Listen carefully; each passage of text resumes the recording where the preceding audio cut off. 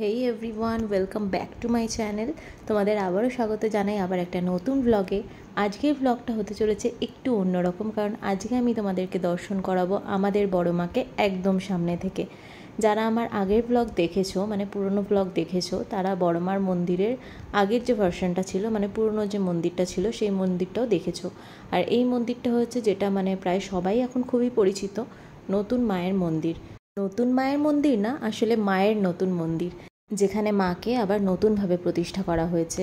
আমরা নৈহাটির বাসিন্দা হলেও এখন মানে এত ভিড় হয় এখানে। আগে আমাদের যে পুরনো মন্দিরটা ছিল ওখানে মানে রেগুলার যাতায়াত করতাম, রোজ গিয়ে পুজো দেওয়া যেত, মানে রোজ গিয়ে মন্দিরে বসে থাকা যেত। কিন্তু এখন মানে এত সিকিউরিটি করে দিয়েছে, এত কড়াকড়ি, আর মেন কথা হচ্ছে এখন এত ভিড় হয় যে মানে তোমাকে অনেকক্ষণ ধরে লাইন দিয়ে দাঁড়িয়ে থেকে তারপর আর কি তুমি ঢুকতে পারবে, যার জন্য রেগুলার এখন আর আগের মতন আসা হয় না।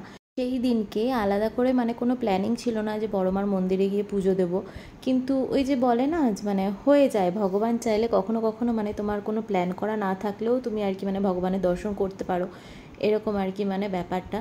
তো এই যে আমাদের বড় মা, যাকে দেখতেই পাচ্ছ একদম সামনের থেকে, দাঁড়াও আর একটু এগিয়ে গিয়ে তোমাদের ভালো করে দেখাচ্ছি। যখন আমি ভিডিওটা করছিলাম তখন মানে মনে হচ্ছিল কি যে মানে তাকিয়েই থাকি, মানে ফোনে আর কতটা কি মানে তোমরা বুঝতে পারছো জানি না, কিন্তু যারা যারা এখনও অবধি বড়মার মন্দিরে আসনি, মাকে সামনে থেকে দর্শন করনি, তারা একবার হলেও মায়ের সামনে এসো, মাকে মন ভরে প্রণাম করো। মানে কি বলো তো, মানে এখানে থাকি ছোটোবেলা থেকে দেখছি বড় মাকে বলে না, মাকে দেখলেই না একটা আলাদা রকমের মানে প্রশান্তি হয় মনের মধ্যে, যেটা আলাদা করে মানে ভিডিওতে আমি বলে বা আলাদা করে ক্যাপশনে লিখে মানে কোনো দিনই বোঝাতে পারবো না। যেহেতু ভিড় কম ছিল সেজন্য পুজো দেওয়াও আমাদের খুবই তাড়াতাড়ি হয়ে গেছিলো, আমি মায়ের সাথে গেছিলাম।